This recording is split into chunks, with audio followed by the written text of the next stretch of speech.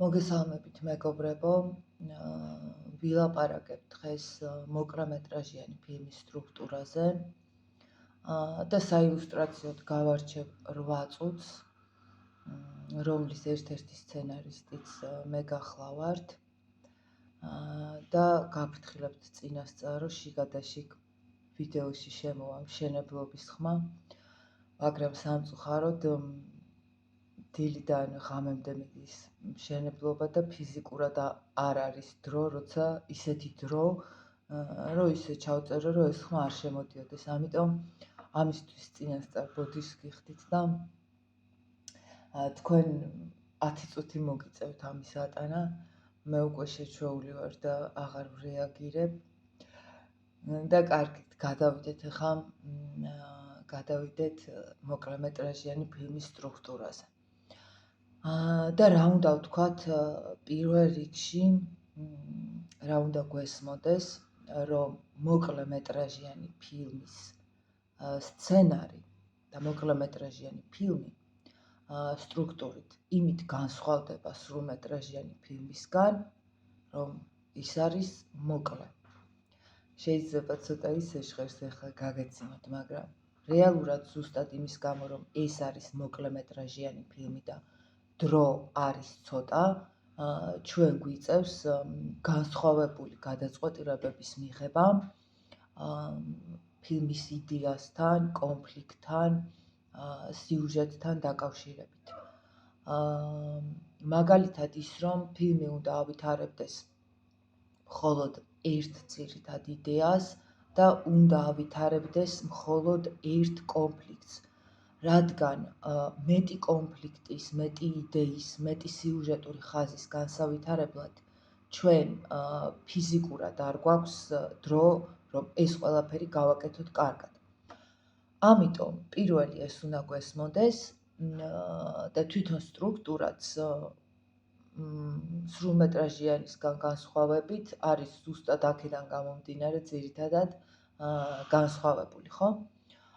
სრულმეტრაჟიანის მსგავსად შორტიც შედგება 3 აქტისგან. ოღონდ თითოეულ აქტში რაც ხდება, ეს განსხვავებულია სრულმეტრაჟიანისგან. რა ხდება შორტის შემთხვევაში? პირველ აქტში მაგალითად ეხლა ვეცდები, რომ ისეთი ტერმინი არ გამოვიყენო, ისე ვისაუბრო, რომ ყველასთვის იყოს მაქსიმალურად გასაგები. პირველი აქტი მოიცავს რას? ჩვენ ვაჩვენებთ გმირს, გმირებს, მთავარ გმირებს, ვინც გვყავს, ვაჩვენებთ გარემოს, სადაც ხდება მოქმედება და იწყება კონფლიქტი. და აქ მთავრდება მოკლემეტრაჟიანი ფილმის პირველი აქტი. მაგალითად იგივე 8 წუთი რომ მოვიყვანოთ ამის მაგალითად, რას ვხედავთ ჩვენ ფილმის დასაწყისში, ხო? ვხედავთ, რომ არის აპოკალიფსი, ეგრევე მაგითი იწყება ფილმი, ანუ ის რომ ზეჩაქრა და იქ ხალხი დარბის და პანიკაშია და რაღაცები ხდება. და ვაჩვენებთ ფილმის მთავარ გმირს, ეს რაღაც უჩვეულოდ მშვიდ კაცს, რომელიც ამ აპოკალიფსში გამოიყურება რაღაცა ისეთი ღვთაებრივი სიმშვიდით ზის იქ. და მთავრდება პირველი აქტი.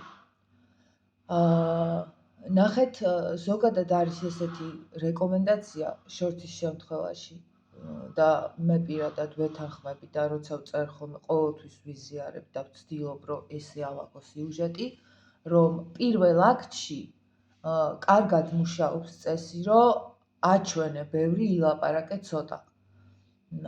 ეს ზოგადადაც თან ხდება კინოს ძირითად არსი, იმიტომ რომ კინო ხო არის მოყოლილი ისტორია კადრებით, ხო? მაგრამ ამ შემთხვევაში განსაკუთრებულად მნიშვნელოვანია ეს.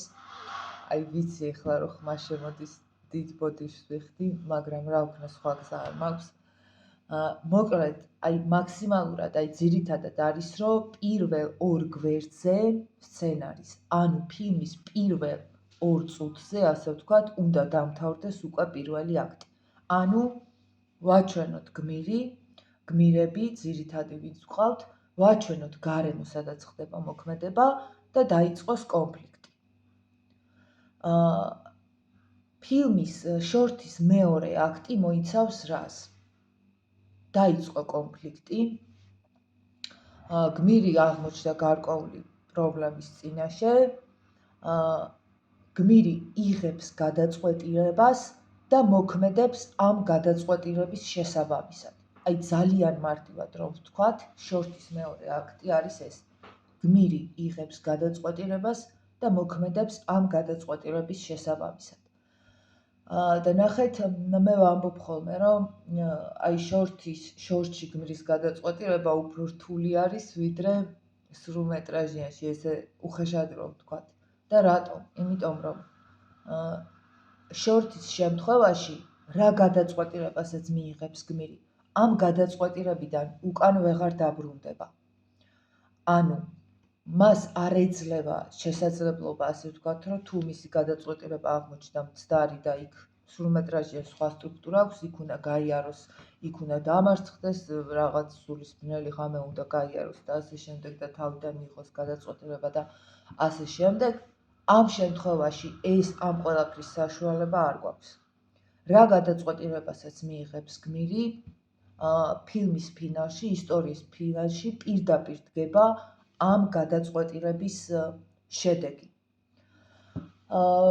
ამიტომ ვამბობ ხოლმე, რომ ეს გადაწყვეტილება უფრო რთულია თქო, ხო? აი მაგალითად ხო 8 წუთის შემთხვევაში მთავარი გმირი ვინც ყავს, აღმოჩნდა ესეთი პრობლემის წინაშე, რომ აღმოაჩინა, რომ მისმა შვილმა არ იცის, რაც ხდება სამყაროში, აპოკალიფსი როა და მალე დედამიწაზე სიბნელე რო დაისადგურებს და მან მიიღო გადაწყვეტილება და იმოქმედა შემდეგ ამ გადაწყვეტილების შესაბამისად, ხო? და ნახეთ, მესამე აქტი მოიცავს ზუსტად ისტორიის ფინალს, ანუ როგორც გადაიჭრება კონფლიქტი და დგება ისტორიის ფინალი და ესეთი გამოთქმა არსებობს, რომ არაფერს უხდება ისე ტვისტი, როგორც შორს. მე ნამდვილად ვეთანხმები ამ გამოთქმას, იმიტომ რომ მე თვითონ აი შორთები მიყვარს ზუსტად, აი რამდენიმე შორთი მაქვს ისე, რომლებიც მომწონს 3-4 ალბათ, ძალიან მომწონს და აბსოლუტურად ყველა მათგანი მთავრდება ტვისტით. ნუ ძალიან უხდება მართლა ფინალში შორტს ტვისტი, ხო? და ნახეთ, მეორე აქტი გვაქვს რა? იგივე 8 წუთის მაგალითი რო ავიღოთ.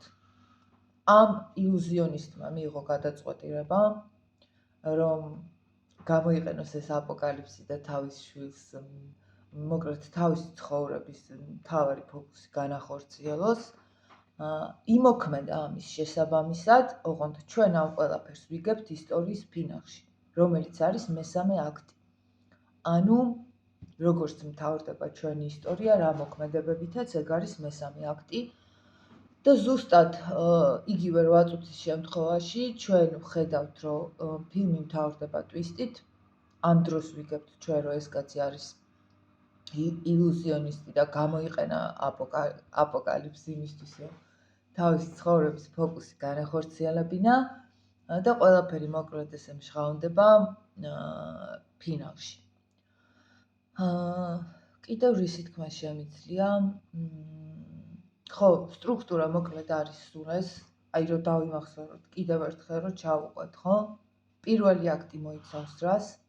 მაყურებელს ვაცნობთ გარემოს, სადაც ხდება მოქმედება და გმირებს და უნდა ვეცადოთ, რომ ეს ყველაფერი გავაკეთოთ დაახლოებით 2 წუთში, ანუ შეესაბამება ხოლმე 2 გვერდი დაახლოებით წუთს, ანუ 2 გვერდში უნდა ჩავატიოთ ეს ყველაფერი, მაქსიმალურად უნდა ვეცადოთ, რომ კადრებად მოვყვეთ ამ 2 წუთში. დაიწყო კონფლიქტი და მან მთავრდება პირველი აქტი. შემდეგ მეორე აქტი გვაქვს, რომ გმირი იღებს გადაწყვეტილებას და მოქმედებს თავისი გადაწყვეტილების შესაბამისად და მესამე აქტი გვაქვს უკვე კონფლიქტის გადაწყვეტა, ისტორიის ფინალი და ძალიან კარგი არის თუ ისტორიის ფინალი მოკლედ იქნება ტვისტით თუ დამთავრდება, ასე ვთქვათ.